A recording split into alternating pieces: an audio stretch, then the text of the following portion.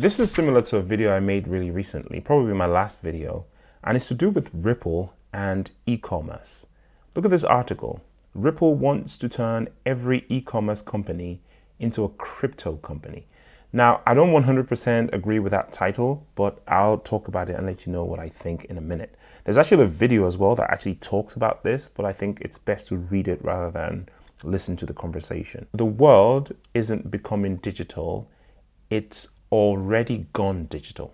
That's one, I agree with that sentence. That's one thing that people don't realize, that when it comes to digital payments, we are already digital, right? We have Visa, we have Swift, we have PayPal, we have Apple Pay, Google Pay, all sorts of pay, wireless scans, etc. Even in non-industrialized countries that people perceive to be poor and technologically backwards, in these countries, they have digital payments. In fact, if you look at countries like Nigeria, Kenya, and parts of South America, the people there in the rural areas are more conversant with digital payments than we are here in the West, right?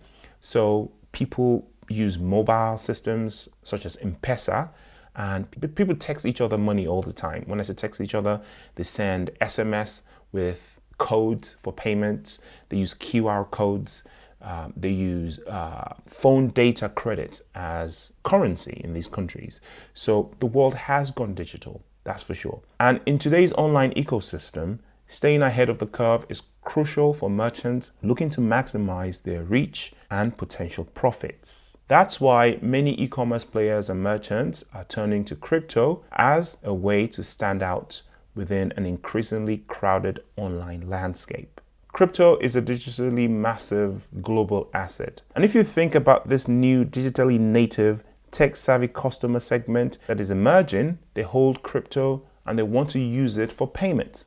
Exactly. So now the youth of today, people who are shopping online of today, everyone is savvy. People are already digitally native. They know how to use their iPhones, iPads, and Android tablets to buy things online. They're not like people like me that when I was coming up, I was moving from, buying things on the high street. And my generation was the first to really engage with e-commerce, buying things on Amazon when books were the only things that were sold on there, for instance. And you had to sort of call a number and pay over the phone. But now the person who's coming into adulthood, who's coming of age, is a digital native, right? So all they've ever known is a world where you could do this, you could, press a button on a computer and receive stuff through your door. To be a player in this space and to tap into these new markets, you want to be able to accept those assets as part of your merchant or payment flows. It's a way that merchants can differentiate and show that they're leaning into innovation as a brand by being not just where the customers are right now, but where they will be tomorrow. Being among the first to offer differentiated payments options can attract crypto enthusiasts and consumers who actively seek out business that support their preferred payment method. This is one of the reasons why Amazon absolutely dominate today. They were one of the fastest movers when it came to innovating their payment methods. So a lot of their competitors in the day never moved on quickly enough to accepting payments online. They basically kept the old system of posting a check and calling people over the phone. Well, Amazon marched on into the future. And by the time that the others caught up, Amazon had grown too big. Only companies like eBay could keep up with Amazon for a while. But even then, because of Amazon's first mover advantage, they become a colossal business that they are right now. It is really a twofold opportunity to improve e-commerce and merchant payments, Chase said. Part of why crypto is so appealing is that it's always on, globally available 24/7, 365 days a year. And that's a big shift compared to the way the legacy financial systems and rails work. Commerce is increasingly driven by technology and innovation. Cryptocurrencies are not bound by geographic borders or currency exchange rates. And the lower the transaction fees, the speed and security they offer make them a compelling option for modern e-commerce merchants, Chase explained. Traditional payments, particularly global cross-border ones, are very slow and very expensive. Absolutely. You have long settlement times of multiple days, and there are multiple intermediaries needed to de-risk settlement challenges, which at the same time introduce counterparty risks, and fees. There are some studies that show up to 70% reduction in cost by going from traditional rails to crypto rails, he said. Think about that, 70% reduction in costs. So there's a push on both sides for these companies to adopt cryptocurrencies for payments in e-commerce because A, the customer base is crypto savvy and are seeking out places where they can spend that crypto. Secondly, the business incentive is really high. The cost is reduced massively, 70% up to. In some cases, you have efficiency that is improved, speed is improved, always on, which means they can match their concept of an always on e-commerce business with an always on cryptocurrency payment system. As merchants start to remove those intermediaries, they can provide a better customer experience with more efficiencies and lower costs that they can then pass to their customers, he added. Well, in my experience, I don't think anybody's going to pass on any of that to their customers. I think they're just going to add it to their bottom line and pay out to, dividends to their investors. But, we can dream. Beyond capturing payments, flow efficiencies, and lowering operation and settlement costs, e-commerce players and merchants stand to benefit from crypto payments in other ways. One of the key advantages of crypto payment lies in the rich data source they provide, which enables efficient compliance, fraud prevention, and valuable customer insights. Noting crypto payments offer an opportunity for businesses to leverage data-driven strategies to enhance their operations, better understand their customers, and generate additional revenue. So yeah, I think that's going to be a big thing for companies. Generating additional revenue is always a plus for them. Embracing cutting-edge technology. Over the past few years, institutional adoption of blockchain and cryptocurrencies had been on the rise and is predicted to reach nearly $250 billion by 2030. Now, 2030 used to be far away. Now, 2030 is only just over 6 years away. That's incredible. If you think about what happened 6 years ago, that was just a bull market and a half ago. Now, we're approaching 2030 really, really quickly. So this time period is actually that far away. This surge in adoption is not only a testament to the growing recognition of the potential of these technologies, but also a harbinger of the explosion of innovation that is expected to follow.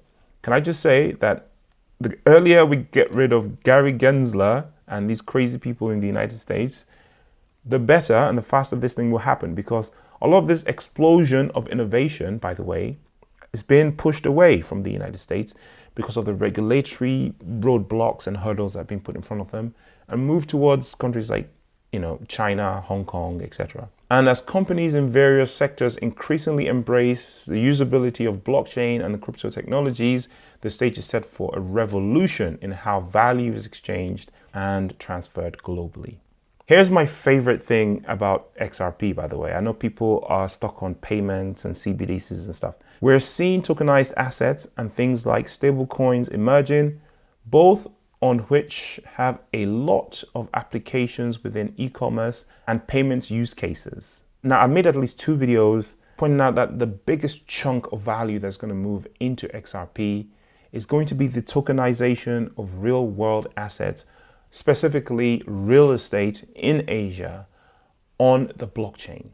So releasing equity or providing liquidity to a colossal country like China, and real estate tokenization in APAC, that's going to bring the massive surge of money into XRP, or value into XRP anyway. That's going to create the world's biggest wealth transfer we've ever seen. Key to the scalability and usability of crypto payments is interoperability.